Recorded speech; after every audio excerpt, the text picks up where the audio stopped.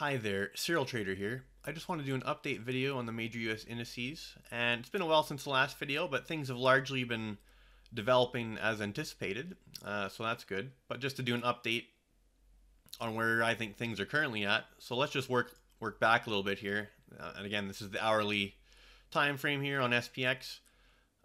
From that pre-election low, which I have currently labeled as a large degree wave 2, but it's not really that important as to whether that's a large degree wave 2 or something else. But it's been working, so I'll leave it in place for now. From that level, we got our initial wave 1 up, that post-election surge higher. We had this little ABC down for wave 2. Now we've been working. Now this is of the minor degree, so minor 1 up, minor 2 down. We've been working minor 3 up, and within minor 3 up, we've had 1, 2, 3. I think this is a nice triangle A, B, C, D, E, 4, and then 5 up to finish minor 3. We had this sharp dip here, which I think labels well as that minor 4, and now we've been going up in what I think is potentially minor 5 of perhaps that intermediate degree wave 3. So by this labeling, things are looking fairly mature in intermediate degree wave 3. So things are starting to look a little toppy here. I'm certainly not trying to call the top in real time here, because that's very difficult to do, because again, these impulse waves, they can always extend a little higher and a little longer than you might anticipate. But nonetheless, based on the overall structure, I think things are looking mature to the upside, not necessarily topped out, but mature, and we should be on watch for a top to form. And I think once it does, which could be soon, but not necessarily, we will be anticipating, at least by the current wave count I'm working, which so far has been playing out well, so no reason to second guess it just yet. We will be anticipating a intermediate degree wave 4, which, if you're familiar with the personalities of wave 4, or how they develop, they're usually more kind of sideways and meandering. So if that plays out in this case, we won't be looking for a huge decline, perhaps percentage-wise, but perhaps we'll be looking for more of a sideways consolidation, maybe a triangle or a flat kind of scenario, or something more complex if it does play out to be a large degree wave 4. So for now, I'd say if you're still long, start tightening your stops. And for me, I have my stop on my ES futures position just below this hourly swing low here. I'm starting to really tighten things up because I do think we're getting kind of mature to the upside there. So on SPX, that would be 37.8360 was the most recent swing low there in the hourly. If you look at the ES chart for the March contract, it'll be a little different, but kind of the same idea, right? So yeah, that's what I'm seeing on SPX. Not necessarily topped out, but certainly looking toppy. On watch for perhaps that wave 3 top. And then I think we'll go into a more non-trending kind of consolidation phase. Or if we actually make a more significant top and the wave count is wrong, and this is perhaps a larger degree 5th wave that we're making, then we may get a much more severe retracement or correction. But we don't know yet. All I think is probable at the moment is that we're approaching a top of some degree, and then we'll observe the price action after that. Certainly not looking to short this, at least not yet. What I would want to see to potentially get interested in a downside trade is something kind of directional. Hang on there. Let me get the right. Let me get the right tool. I'd want to see something kind of directional to the downside that takes out several prior support levels, okay, like a real definitive move down, right? So an impulse wave down, that's what I'd want to see to get interested in eyeing up a downside trade.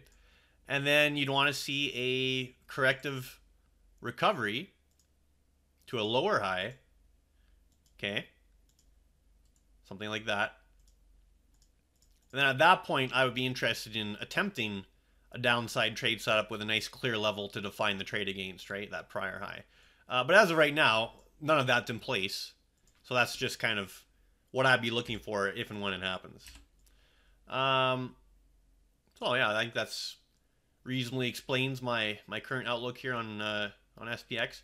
So we'll go to the Thinkorswim candlestick charts, and looking at the daily chart here, SPX. So it doesn't look like doesn't necessarily look like a bearish candle here. Obviously, you could consider it a hanging man, being that it's at the top of the range here, and you can see a little divergence here on the oscillator. So we've made a new high on SPX, but our oscillator is making a lower high. So a little bit of potentially a bearish divergence. But again, I really need to see something directional to the downside and then a recovery to a lower high to actually get interested in trying to trade something to the downside. So yeah, I mean, you could call it potentially a hanging man candle, but to me, that's not enough to warrant any kind of trade to the downside.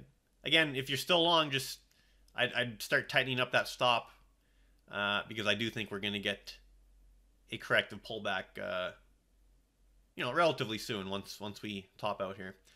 Okay, now weekly candlestick on SPX. Anything we got going on here? Again, that could be potentially a weekly hanging man. Remember, if you're at kind of the lower end of a range, this kind of candle will be bullish. Should be considered a bullish hammer. If you're at the top end of the range, obviously we're at the top end of the range, right at all-time highs, almost close right on those highs.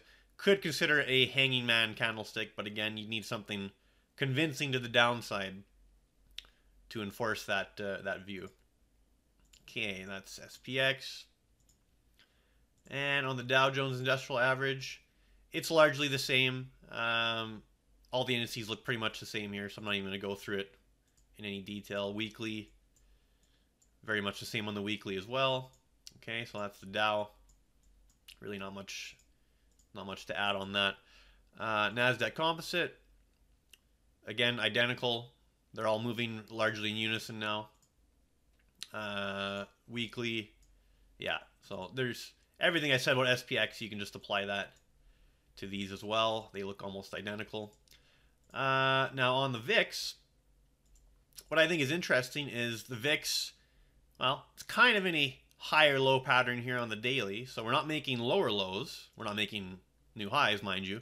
But we're potentially building a little base here in the VIX. So when the market's making new high after new high, but the VIX is not making new lows, and in fact is making higher lows, that's a little bit of a divergence there, a little bit of a warning sign that, hey, we might be approaching some sort of top, which I think works fairly well with the wave count that suggests we are approaching some sort of top.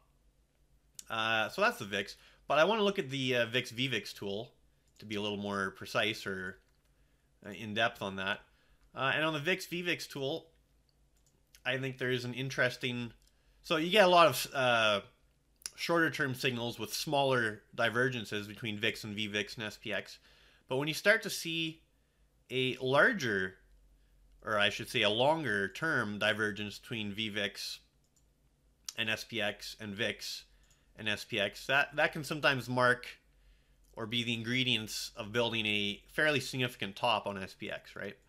And just bear with me. So you can see, going way back here, VIX has been making essentially higher lows, as has VVIX.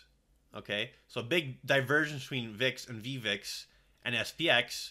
They're not trending down the way you would expect them to be, with SPX making new highs, right? So given that could be a potential large divergence forming, kind of saying that, hey, we're not confirming the new highs on SPX by making new lows on VIX and VVIX. So we could be approaching a pretty significant top.